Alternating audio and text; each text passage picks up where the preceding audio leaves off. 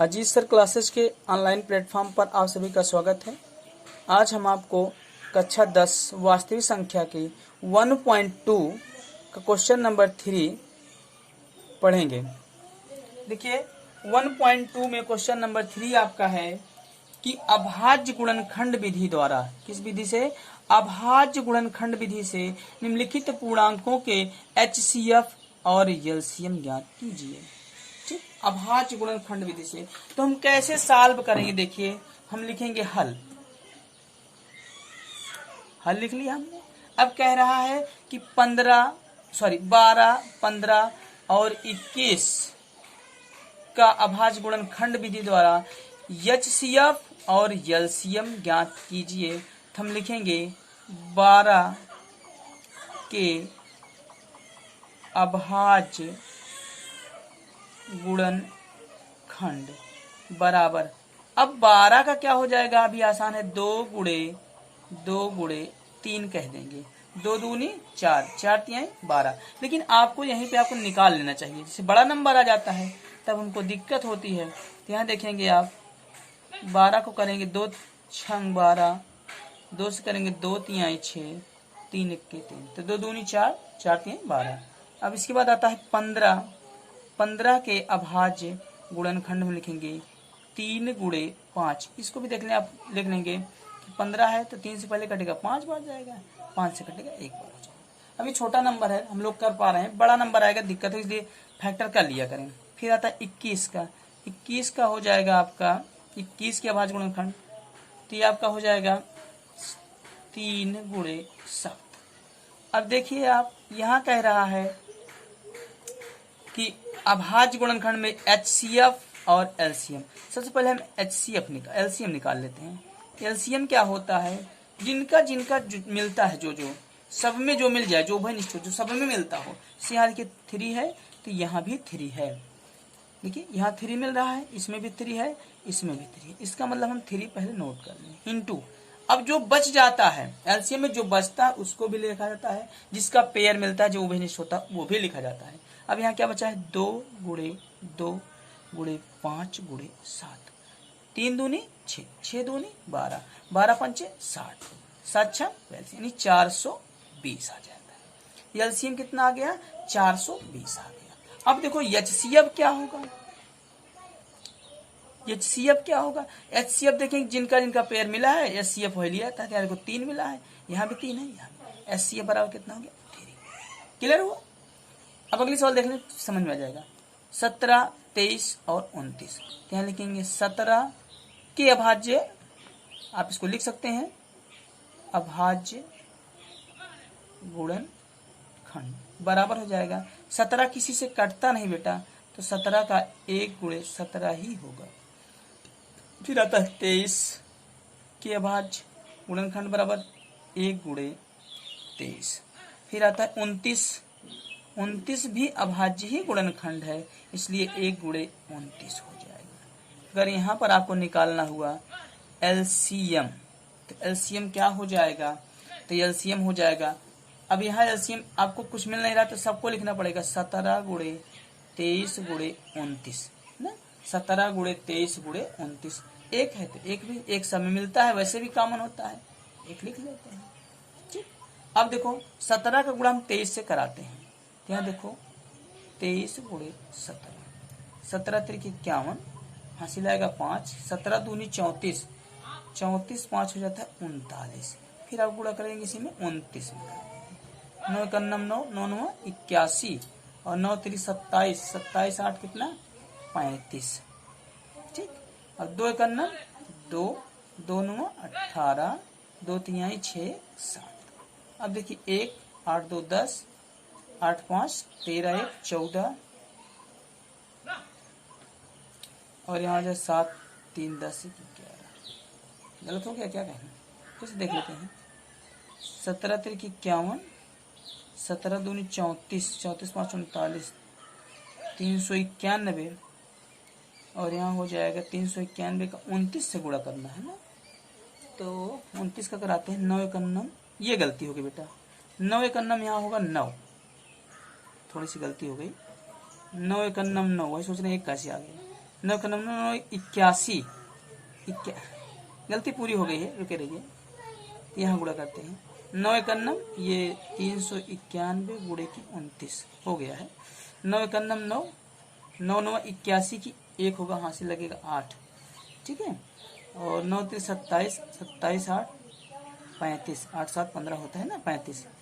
तो 2 एकन्नम 2, 2 9 18, 2 3 6, 1 7, ये हो जाएगा 9 3 8 5 13 7 3 10 11।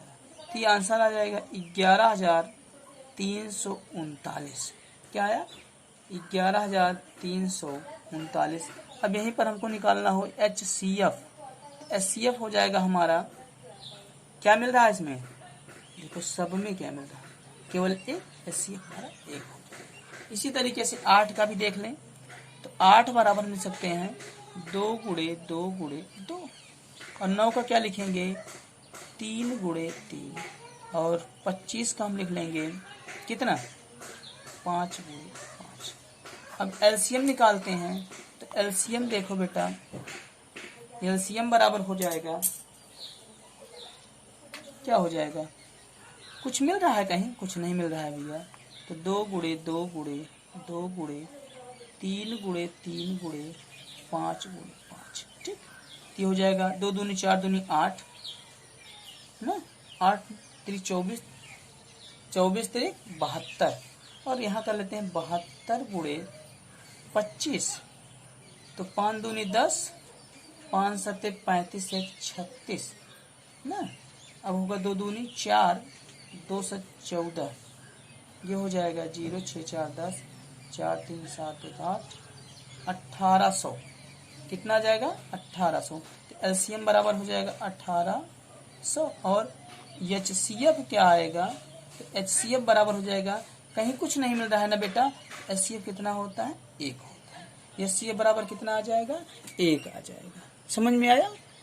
सवाल नंबर 4 देखिए। सवाल नंबर कह रहा है HCF 306 और 657 बराबर 9, यानी HCF हम निकाल लिए हैं, 306 और 657 का जो LCF आ रहा है वो 9 आ रहा है।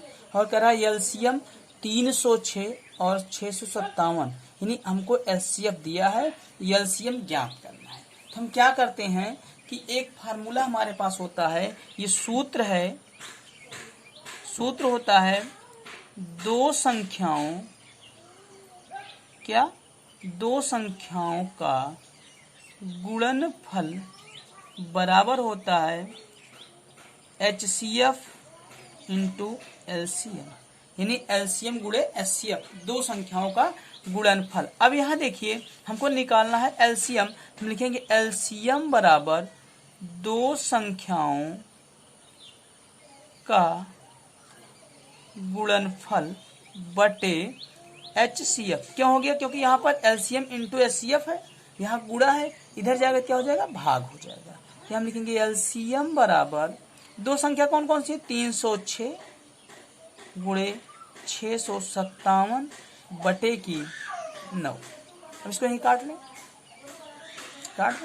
9 एकन्नम 9, 9 तिरिक 27, 3 30, 6 हो गया, 9 4 36। ये आपका आ गया 34 गुणे 657 बराबर, हम गुणा करा लेते हैं। तो गुणा कहाँ कराते हैं, यहाँ करा लेते हैं। 657 गुणे के 34, 4 7 28 और 4 5 20, 2 22, 4 6 24, 2 26, 3 7 21, 3 5 15, 2 17, 3 6 18, 2 सॉरी 3 7 21, 3 5 15 17, 3 6 18 19।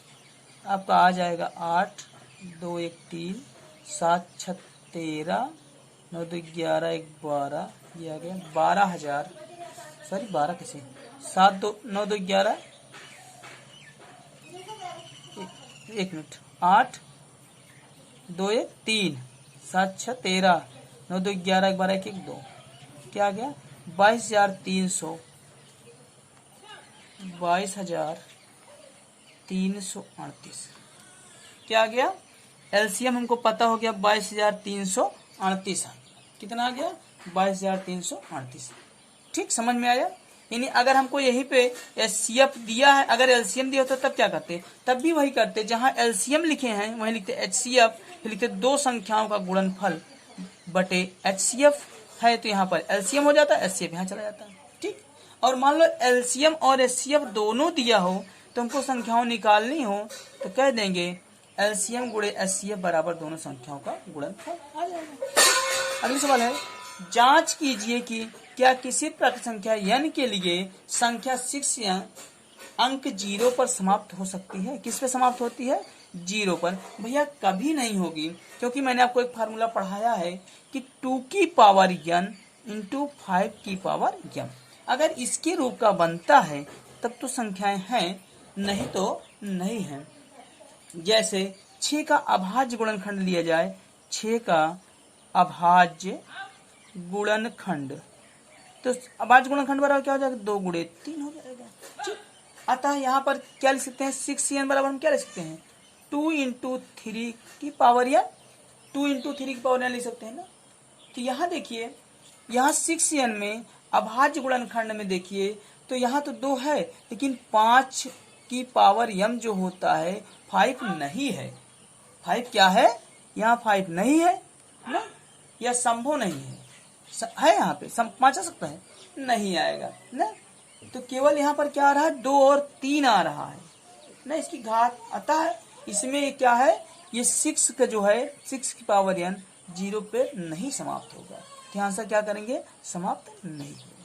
ये समझाएं, 6 का हमने अभाज्य गुणनखंड किया तो ये क्या है, 2 गुणे 3 आ गया। अब आपका सूत्र जो बना था, सूत्र क्या था, 2 की पावर n इंटू 5 की पावर n, तो यहाँ 2 की पावर n इंटू 5 की पावर n m का रूप नहीं ले पा रहा है, इसलिए ये 6 की पावर n अंक 0 पर समाप्त नहीं हो सकता। ठीक, छठी सवाल, व्याख्या कीजिए कि 7 गुणे 11 गुणे 13 प्लस 13 और 7 गुणे 6 गुणे 5 गुणे 4 गुणे 3 गुणे 2 गुणे 1 प्लस 5 भाज्य संख्याएं हैं। तो चलिए देखते हैं। अब लिखा है 7 गुणे 11 गुणे 13 प्लस 13, इसमें देखो अगर कहें दोनों में तो इसमें देखिए 7 गुणे 6 गुणे 5 गुणे 4 गुणे 3 गुणे 2 गुणे 1 प्लस 5, यहाँ देखो तो इसमें और इसमें कुछ कॉमन है ना बेटा। अगर हम यहाँ 13 कॉमन ले लेते हैं तो क्या बचता है, 7 गुणे 11 गुणे 1 बचेगा, सॉरी 11 गुणे 1 प्लस 1 बचेगा, यही तो बचेगा भाई। यहाँ 13 चला गया, इसमें से 13 बाहर हो गया। यहाँ देखिए 5 कॉमन ले लें, 5 क्यों लेंगे, क्योंकि 5 यहाँ भी है, 5 यहाँ भी। 5 कॉमन ले, 7 गुणे 6 गुणे 4 गुणे 3 गुणे 2 गुणे 1 प्लस 1 आ गया। ठीक, अब देखो यहाँ लिखेंगे 13, तो 7 11 सते 77, 77 प्लस 1 कितना हो जाएगा, 78, कितना हो जाएगा, 78। ठीक, ये हो गया 78। अब यहाँ क्या हो रहा है, 5 तो यहाँ था ही, 7 6 42 और 4, इसे देखो 2 तिहाई 6, 6 चौका 24, 24 छक्का कितना होगा, 24 गुणे 6, 6 चौका 24 और 6 दूनी 12 2 14, 144 और गुणे 7, 144 गुणे की 7, 7 चौक 28, 7 चौक 28 2 30, 7 का 9 7 3 10, कितना हो जाएगा, 7 3 10, तो 7 चौक 28 51, हाँ तो यहाँ हो जाएगा 1008 प्लस 1 था ही, ये हो जाएगा 5, ये हो जाएगा 1008 और 1 जुड़ जाएगा, कितना हो जाएगा 1009। अब इसका हम गुणा फिर से कराना पड़ेगा, तो यहाँ गुणा करेंगे तो ये हो जाएगा 5 9 45, 5 0 0 हो जाएगा और 5 0 0 5 का 5, 5045 आ रहा है। और यहाँ इसका गुणा कराओ, 13 8 104, हासिल आएगा 10, 13 7 98, 13 7 91, सॉरी 13 7 91, 10 कितना हो जाएगा, 101 हो जाएगा, यानी 1014 आएगा। तो देखिए 1014 भी अब कह रहा है कि भाज्य क्या है और अभाज्य, हमने आपको पढ़ा था, जो 2 से कट जाता है वो भाज्य होता है और जो 2 से नहीं कटता है वो क्या होता है, एक अभाज्य होता है। ठीक, सॉरी हमने सम विषम बता दिए। देखिए फिर से, भाज्य क्या है, जो एक से कटे या खुद से कटे उसके अलावा किसी और नंबर से कट जाए वो भाज्य होता है, और जो एक से या स्वयं से कटता है वो क्या होता है, अभाज्य। हम दूसरा बता दिए, सम विषम बता दिए थे। यहाँ भाज्य और अभाज्य का देखिए, तो यहाँ देखिए 14 1014 है, इसका मतलब ये 2 से कट रहा है, तो ये क्या है, भाज्य है। ठीक, यहाँ देखिए 5 4 9 5 4 3 से नहीं कटेगा, ये 5 से कट जा रहा है, ये भी 5 से कट रहा है, तो जो कि यहाँ क्या लिख सकते हैं, यह एक भाज्य संख्या है, और ये भी क्या है, एक भाज्य संख्या है। क्या है, भाज्य संख्या है। इसी पर अपनी क्लास जो समझ में आप लोग को नहीं आया है कमेंट में आप डालेंगे, फिर से हम आपको बताएंगे। आप इसी सवाल को कमेंट में बताएं कैसे लगा आपको।